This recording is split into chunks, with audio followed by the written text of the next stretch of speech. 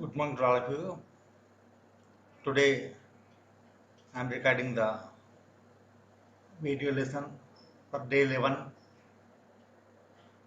In this class, we are going to discuss about the four systems.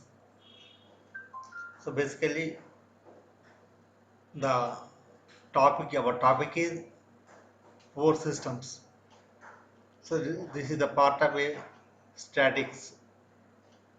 So before going to this lesson, we'll just see the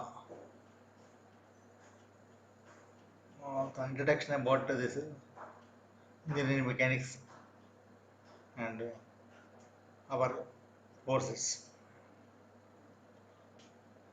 Engineering mechanics is the study of statics and dynamics, and this basically our subject is solid mechanics.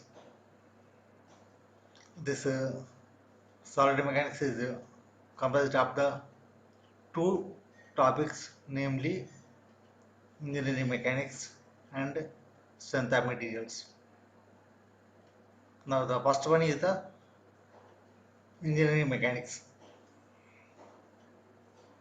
Engineering mechanics mainly comprises of the two parts. The first one is the statics and the second one is dynamics. Engineering mechanics broadly defined as the study of the forces and their effects on the bodies which are at rest or in motion. So that is statics and dynamics. Now coming to the statics, in the statics we'll study the forces and their effects on the bodies which are at rest condition. And in case of the dynamics, we'll study the forces and their effects on the bodies which are in motion. So in this chapter, we are going to study the forces, the basic concept of forces and their effects on the bodies which are at rest condition. So our study is limited to statics only. The first chapter of this is the force systems, and it is limited to statics only, and we will study about the forces, and that is the definition, classification of the force systems, and the effects can be studied. And in the statics we will study about the parallelogram law of forces. That is, the first thing is the composition of the forces, resolution of forces, parallelogram law of forces, polygon law of forces, triangle law of forces, Ramis theorem. Like this we will cover all the basic definitions and laws in this chapter.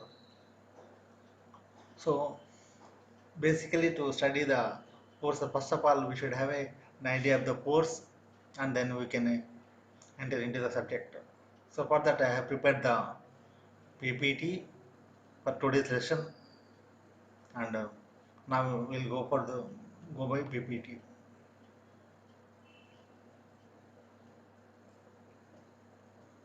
I'm sharing the screen.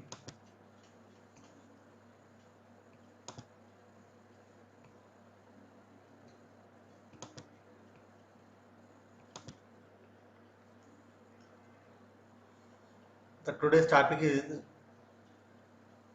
force system. In this we'll study the system of forces.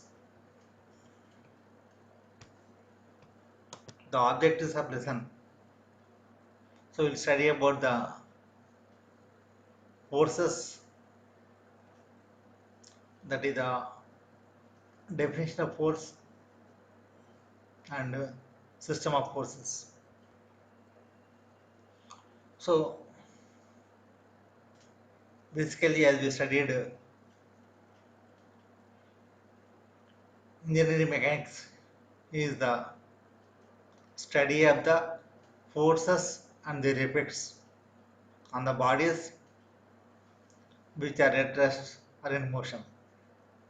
And coming to the our lesson, that is the so our lesson is limited to the statics only, and this and in this subject we are going to discuss only the forces and their effects which are applied to a body when the bodies are at rest condition.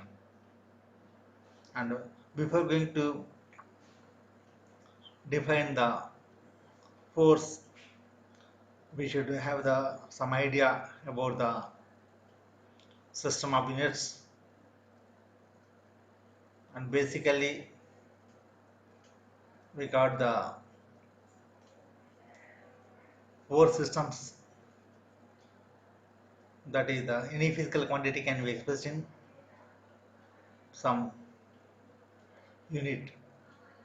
So they are the FPS system, CGS system, and MKS system. And the last one is the presently we are using the international system of units, that is the SI system. And also we got the three, the any physical quantity can be expressed in units, and that three units can be classified into three categories. They are the base units, supplement units, and derivative units. The base units means the units which will not depend on the other units, or the units of the quantities which will not depend on the other quantities are called the base units. So the three basic fundamental units are the length, mass, and time.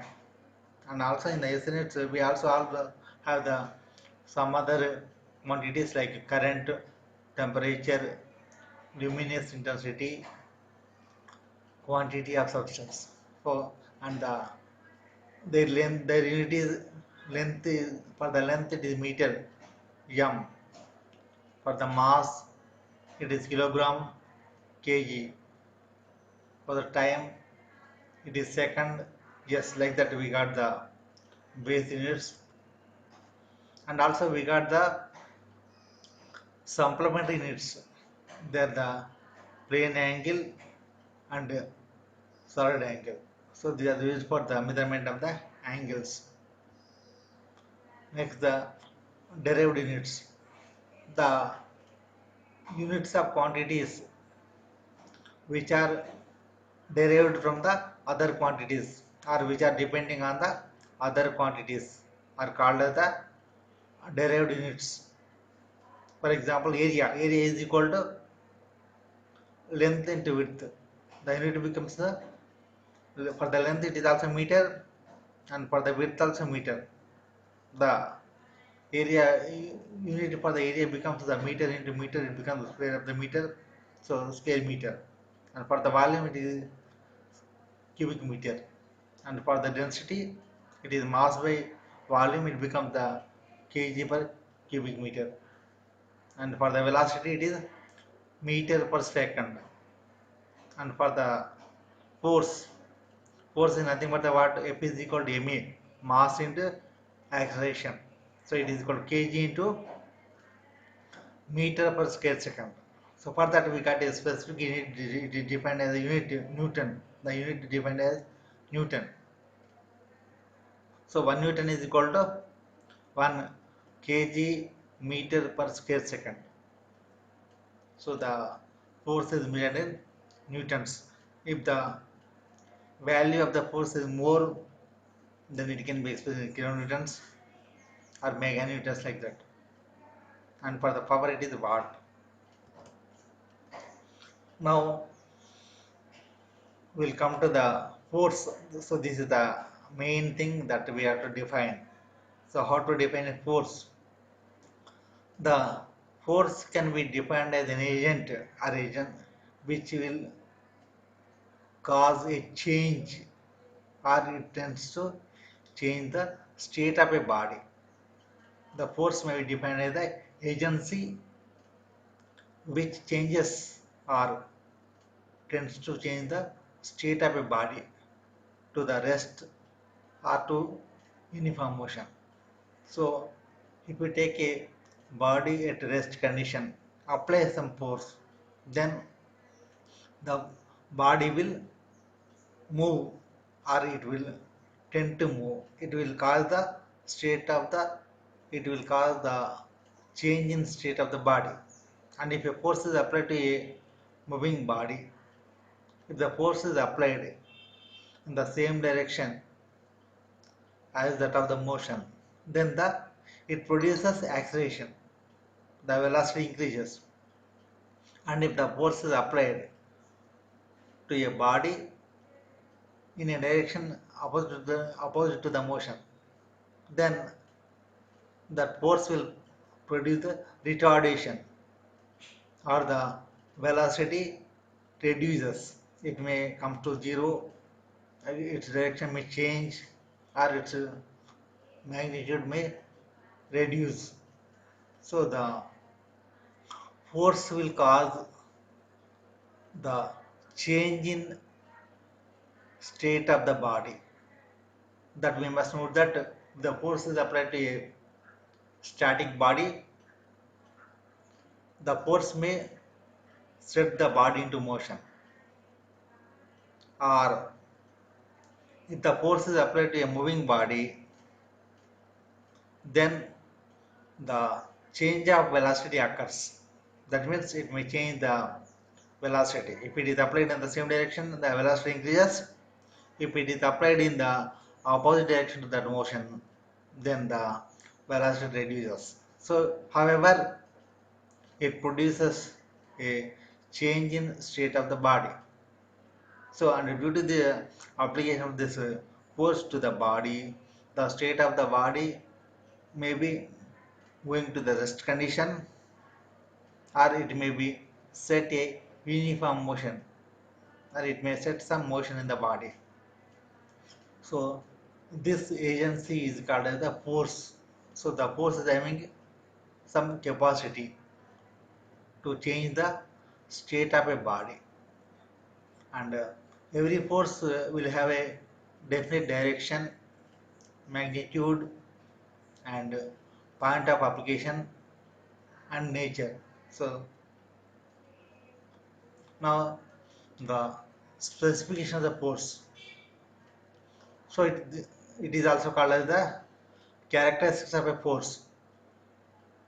That means the elements which will completely define the force are called as the specifications of a force or the characteristics of a force.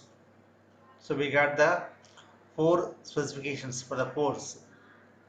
The first one is the magnitude, second the direction, third one is the point of application, fourth one is the nature or the sense of the force. So first magnitude means the quantity of force acting is called as the magnitude. How much force it is acting on a body, that is expressed by the magnitude. So that is its magnitude. So the magnitude is expressed in newtons. The direction. So the force, where it is, how it is acting, what is the line of action. So the line through which the force acts is called as the line of action of force. So that will show, that gives the direction. Next, the third one is the point of application. So this is nothing but the point on the body at which the force is applied. at which the force is acting.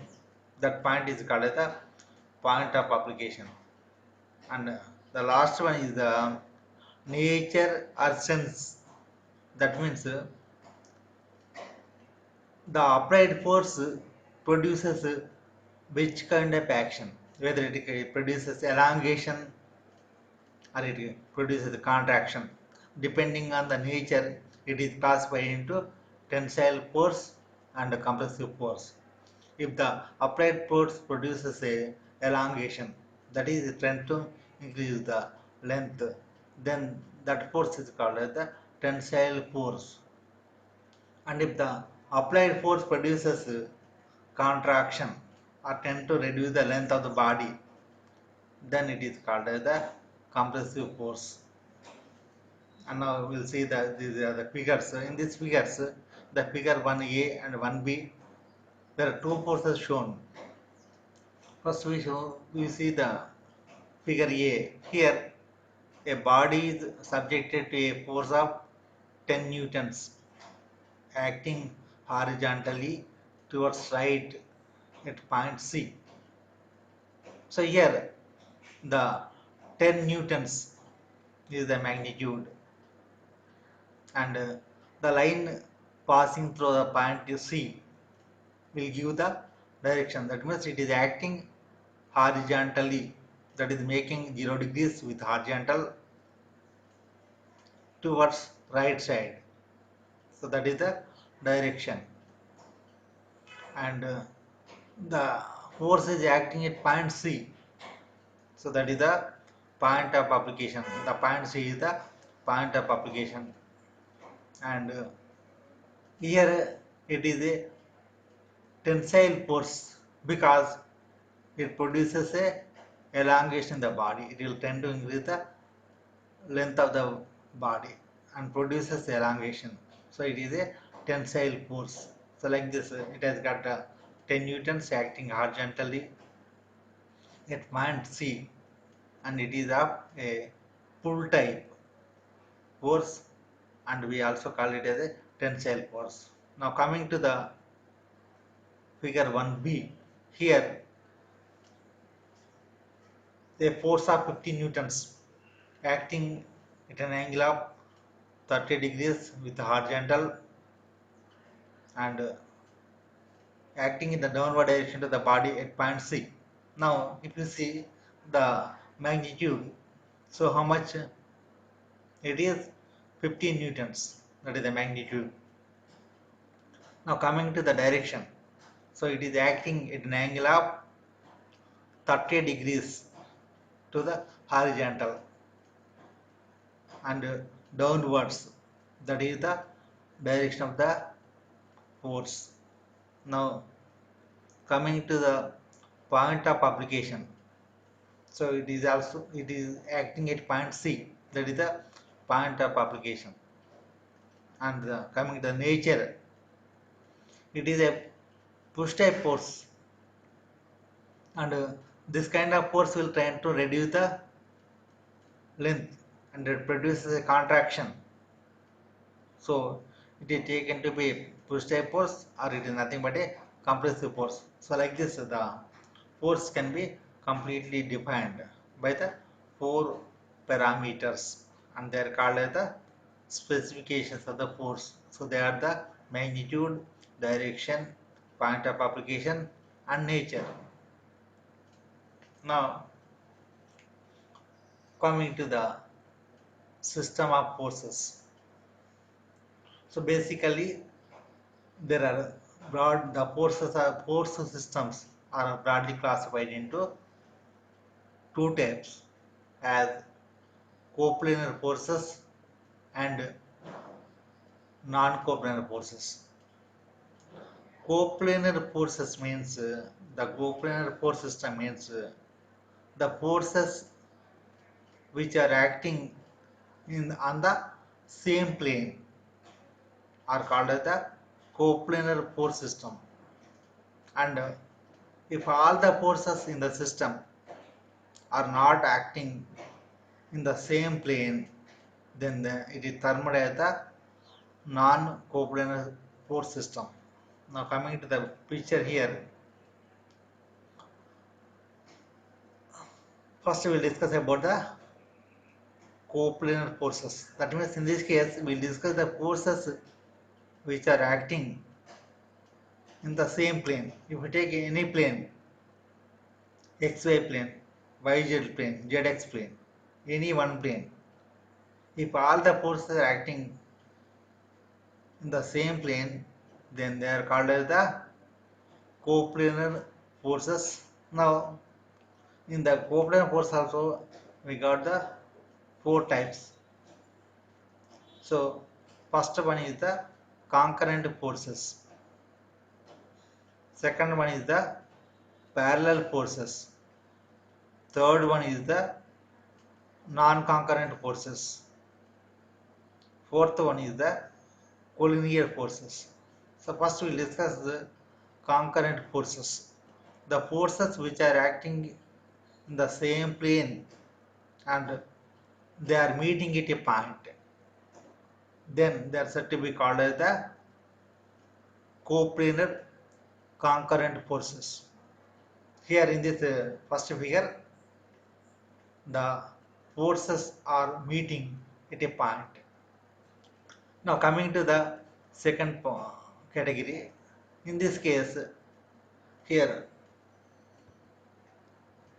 in the second case, parallel forces means here also the forces are still acting in the same plane, but the line of action of each force is parallel to each other. So all forces which are acting in the same plane and whose line of action is parallel to each other is called as the coplanar parallel forces. Here the direction may be same or different. All forces may acting in the same direction or some forces may be acting in the different direction, that is the opposite direction. But however, the line of action of all forces must be parallel to each other. In this case, they never meet. The all forces, the parallel forces never meet at any point in the plane. That is very important thing. The next one is the non-concurrent forces. Here also we got three forces. They are acting at different points, and here what is happening is their line of action is not parallel to each other. At the same time, they are also not meeting at a point. So they are called as the non-concurrent forces. So they are not meeting at a point. At the same time, they are not having the parallel line of action. The next, the last category is the collinear forces. Here we have shown the two forces. The two forces are acting in the different directions, but their line of action is parallel to each other. The line of action of the rightward force is a straight horizontal line. Similarly, the line of action of a left force is also a horizontal line. So here what is happening is the line of action of these two forces will lie in the same line. Therefore, they are called as the collinear forces. Now coming to the non-coplanar force system. So here what is happening is if all forces are not acting in the same plane, then they are termed as the non-coplanar force system. In this case, the forces are acting in the different planes. Now this is the figure. Now we see the figure 3. It is the we got the x, y, and z axis. Here we have shown the different forces and the forces are acting in the different planes. First you take the first figure. F1 is acting in the XY plane. F2 is acting in the YZ plane. F3 is acting vertically downwards. And F4 is acting in the again YZ plane. Like this. So here what is happening is even all forces are acting on a body, but their line of action is will be lying in the different planes. So those forces are called as the non-coplanar forces. And coming to the first one, concurrent forces. The meaning of the concurrent is that when the forces are meeting at a point, then they are called as the concurrent forces. In the first case, the four forces F1, F2, F3 and F4 are acting in the different planes. However, they are meeting at a point O. That is the point of intersection of the planes. Then they are called as the concurrent non-coplanar forces. Now coming to the figure, that is second figure. Here we have shown the parallel forces. Here what is happening? The three forces shown in the figure are parallel to each other, but they are not acting in the same plane. So they are non-coplanar but parallel forces because the line of action is parallel to each other. Now coming to the non-concurrent forces. Here we have shown that in the third case we have shown the three forces F1, F2 and F3. These three forces are not meeting at a point and they are not acting parallel to each other. So they are called as the non-concurrent, non-parallel forces. And the fourth figure, here if you see here we have shown the two forces. So one force F1 is acting upwards on the x-axis and the second force F2 is acting downwards on the x-axis. But however they are acting in the different planes, but their line of action will be lying on the same vertical line. So if the line of action of the force will lie on the same line, then they are termed as the collinear forces. But here the F1 and F2 forces are acting on the two different planes. So these are called as the non-coplanar collinear forces. Similarly, the first one is the non-coplanar concurrent forces. Second one is the non-coplanar parallel forces. And third one is the non-coplanar non-concurrent forces. And the fourth one is the non-coplanar collinear forces.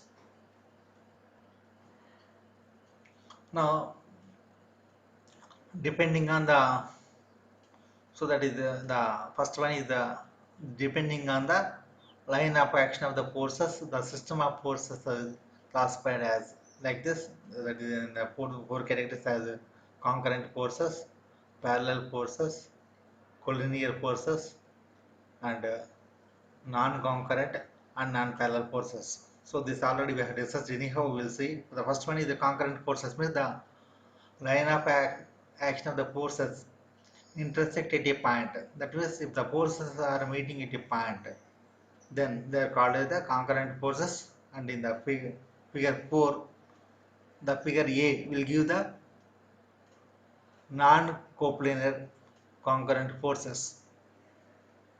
Here what is happening is the forces are acting in the different planes but meeting at a point. They are termed as the non-coplanar concurrent forces. And in the next figure B, here the forces, all forces are acting on the same plane and also they are meeting at a point. So they are called as the coplanar concurrent forces. Now this is the parallel forces. In the figure A, we have shown the non-coplanar forces, and in the figure B, we have shown the coplanar forces. The parallel forces are nothing but if the line of action of the forces are parallel to each other, then that termed as the parallel forces. In the first case, even the line of action is parallel to each other, they are not acting in the same plane. So they are termed as the non-coplanar parallel forces. And in the second case, all forces are acting in the same plane and also the line of action is parallel to each other. The line of action of each and every force is parallel to each other. So they are called as the coplanar parallel forces. Now coming to the collinear forces. Here collinear means if the line of action of the force will lie on the same line, then they are called as the collinear forces. So the first figure is the here what is happening is the F1 and F2 are acting in the two different planes. However, the line of action of the F1 and F2, that is two forces, is lie on the same line. So they are called as the non-coplanar collinear forces. Next, coming to the figure B, here the two forces are acting on the same plane and also the line of action of the F1 and F2 are passing through the same line. So they are called as the coplanar and collinear forces. Now coming to the non-concurrent and non-parallel forces. Here the line of action is neither parallel nor they are meeting at a point. That means they are not parallel and they are not concurrent. So that forces are called as the non-concurrent and non-parallel forces. Here in the figure A, the three forces F1 and F2 and F3 are acting in the three different planes, that is XY, YZ and XZ planes, and they are not meeting at a point. So they are called as the non-coplanar non-concurrent forces. Now coming to the figure B, here all the three forces F1, F2 and F3 are acting on the same plane. However, the line of action of the forces, these three forces, is not parallel to each other and also they are not meeting at a point. That means they are termed as the coplanar, non-concurrent and non-parallel forces. Now, actually in this chapter, we are going to discuss about the coplanar concurrent forces. Now, before going into the other things we should know, we should define some of the basic terms. The first one is the composition of the forces. The term composition is nothing but the combining. That means combining the composition of forces is nothing but the combining of forces. Combining means what? We are just adding. When we had, if we get the two or more forces, then it is the case of the adding. So here the composition of the force means combining of forces. So we can define the composition of force like this: the replacement of two or more forces by a single force having the same effect is called as the composition of the forces, and the single force is known as the resultant force. That means whenever a body is subjected to two or more forces, then we are combining the effect of that two or more forces into a single force which is having the same effect as that of the three forces. That force is called as the resultant force, and that process is called as the composition of forces. So here the composition of forces will be coming into picture when we wanted to find out the resultant of a force system. When a body is subjected to two or more forces, then we need to find out the effect of all the forces or the resultant of that all the forces acting on that body. Then in that case, we should make use of the principle of composition. So this composition of forces will give the resultant force acting on the body when it is subjected to two or more forces, and the resultant will have the same effect as that of the two or more forces acting in that body. The next one is the resolution of forces. So here this will come into the picture. Resolution means what? Resolving means dividing. Resolution of forces means dividing the forces. Basically, here what is happening is, for example, a single force acting on a body.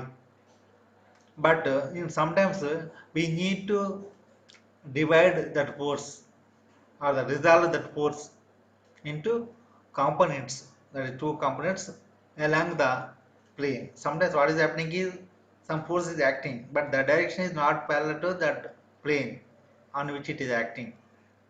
So we need to divide that force, one parallel to the plane and the other vertical to that plane, that is perpendicular to that plane. In that case, we have to make use of the principle of the resolution of forces. Resolution is nothing but the dividing the forces, dividing the given force into its components without changing its effect is called as the resolution of forces. So it also can be defined as a single force is replaced by the two or more forces having the same effect called resolution of forces. So in the resolution of forces, we will divide the single force into two or more components without changing its effect. That process is called as the resolution of forces. So in this case, we will resolve a single force into two or more components without changing its effect, and that resolved parts are called as the components. Generally, a force is resolved into two components along the x and y directions, and that two component, the two parts are called as the components of the force. The resolved parts are also called as the components of the force. Now, here the resolution of a force into rectangular components. For example, if in the figure 8, a force F is acting. Here it is making an angle theta with horizontal. Here generally this force F can be divided into two components. That is one along the x direction and second along the y direction. So Fx along the x direction, Fy along the y direction. Here we know that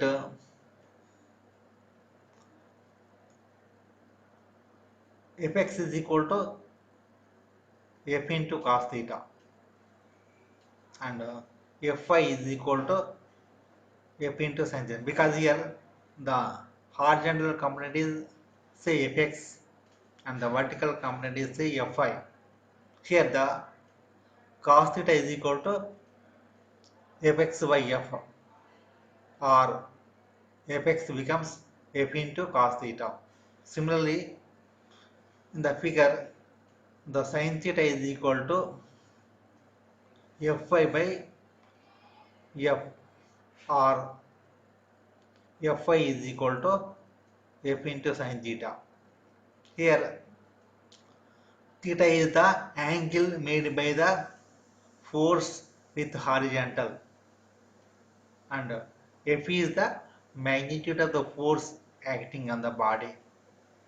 And here Fx and Fy are called as the components of the given force F, and here Fx and Fy are considered to be positive if the Fx acting towards right and Fy acting in the vertically upwards.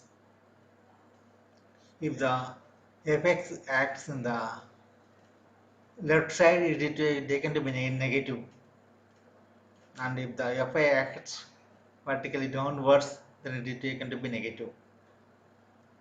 So here the given force F can be replaced by the two components Fx and Fy, as Fx is equal to F cos theta and Fy is equal to F sin theta.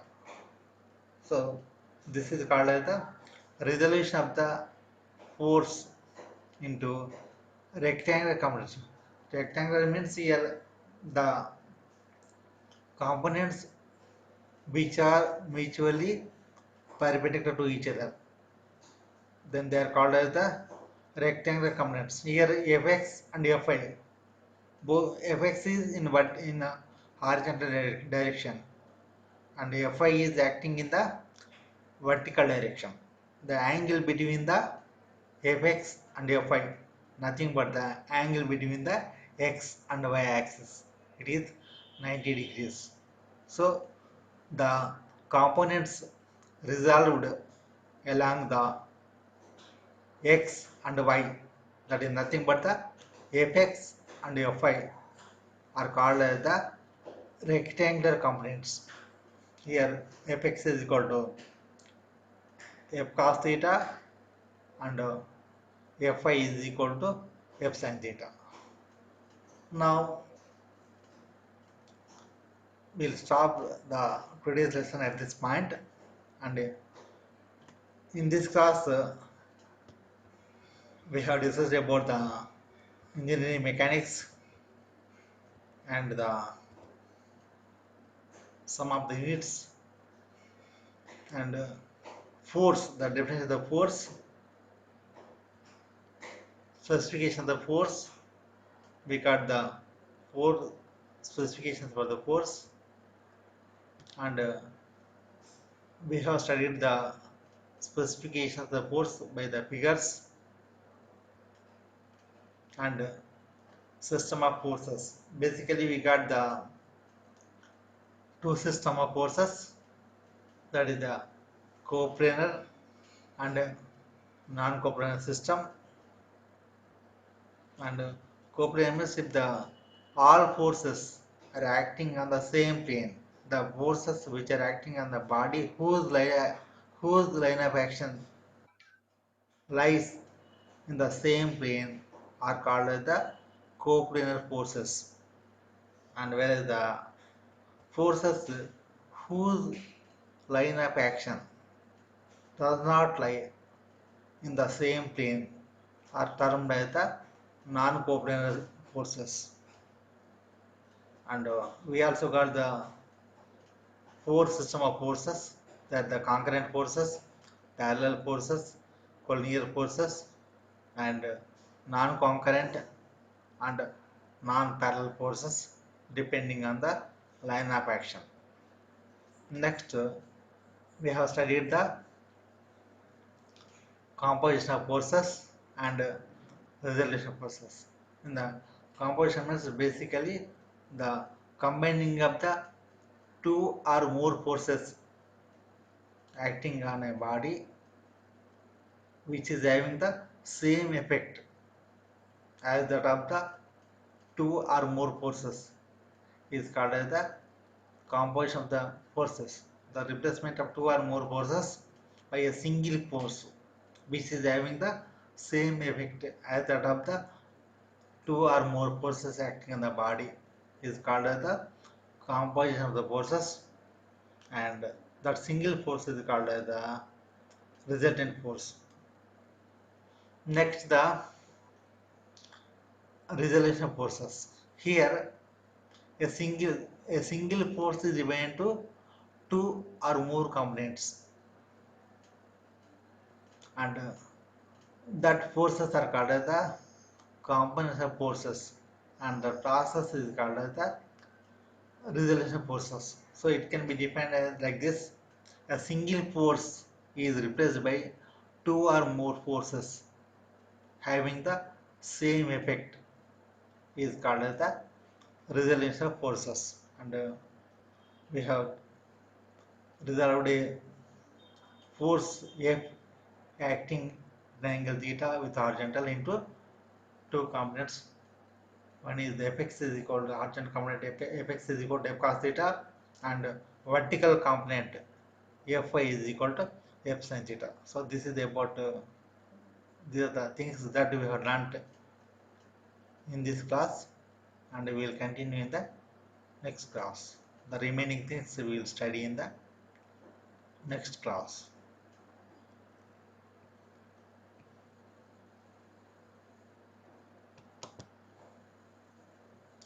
So thank you all.